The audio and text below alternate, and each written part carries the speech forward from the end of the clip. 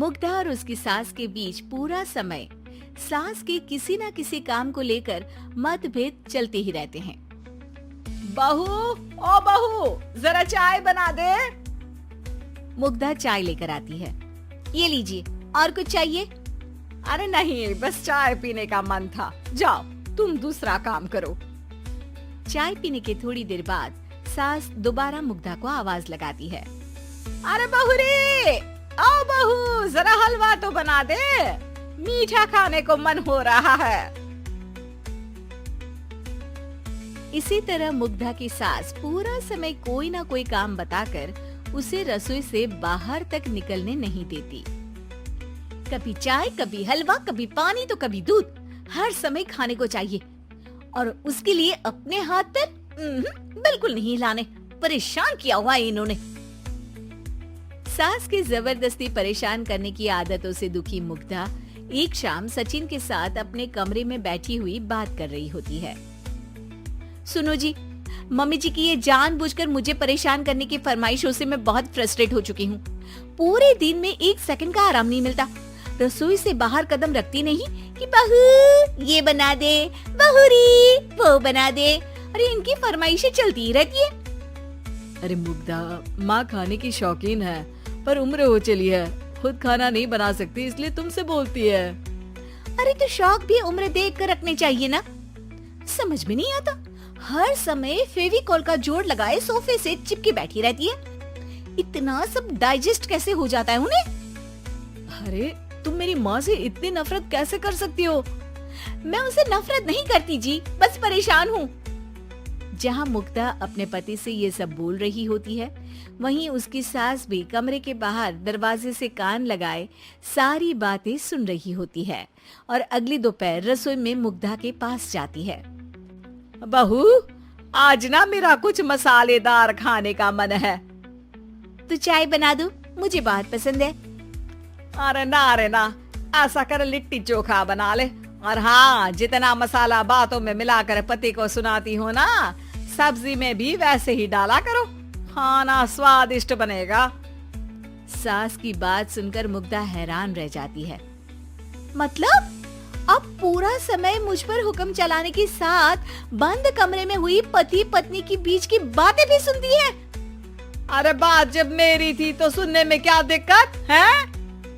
ये कहकर सास वहाँ से चली जाती है। अरे अब तो हद पार हो गई, इस तरह से तो ये मेरा जीना मुश्किल कर देंगी।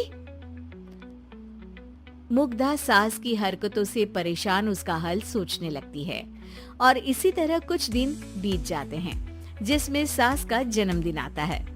मुग्धा बहुत खुशी के साथ अपनी सास को एंड्रॉइड मोबाइल गिफ्ट करती है। मम्मी, आपको सबसे बात करने के लिए बहुत दिक्कत होती है ना? कभी सचिन तो कभी मुझे बोलना पड़ता है, पर इस मोबाइल से आपको कोई दिक्कत नहीं होगी। एक जगह बैठे बैठे बहुत कुछ कर सकती हैं अब आप। मोबाइल देख सासू माँ खुश हो जाती है, पर उसे इस्तेमाल करना तो आता नहीं, इसलिए साइड में रख देती है। जिसे देख मुग्धा घर का सारा काम छोड़ मोबाइल सेट कर सास को इस्तेमाल करना सिखाने लगती है, जिसके बाद अब सास पूरा समय मोबाइल में ही लगी रहती है।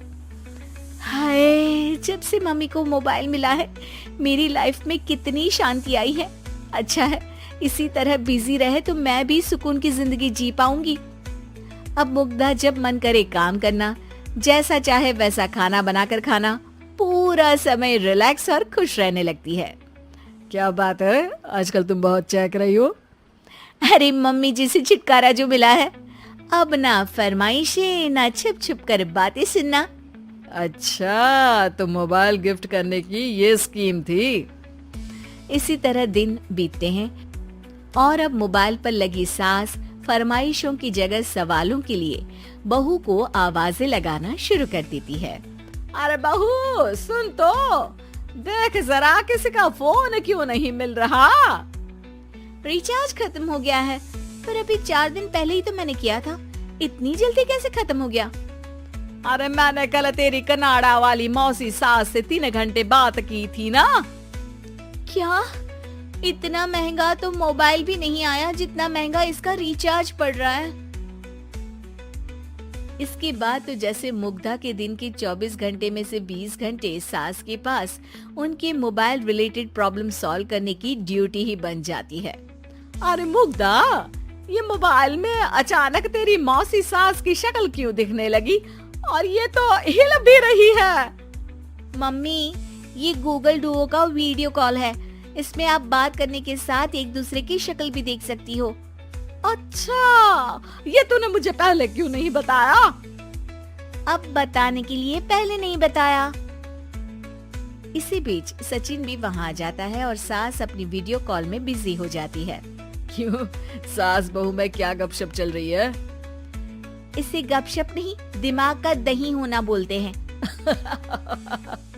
पर तुम तो मम्मी को मोबाइल देकर बहुत खुश थी, फिर क्या हुआ? हाँ, उसका सुकून भी कुछ ही दिन मिला।